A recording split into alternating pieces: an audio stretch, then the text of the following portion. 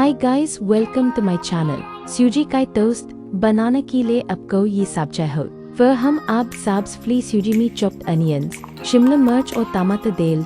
आप चाहो तो कैरेट्स या कोई बात और सब्जी अपने टेस्ट की हिसाब से जो बिम अच्छा लगती है वो सब्जी डाल इसके है।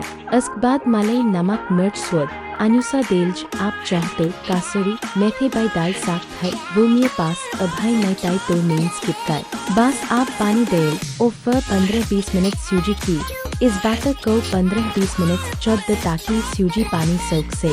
बस अब आइस ब्रेड भी लगे सिम गैस पे सेक ताकि ब्रेड एक सी बेक और ये लीजिए आपका सूजी सी डीएनए ये कौन मिनट्स में रेडी है।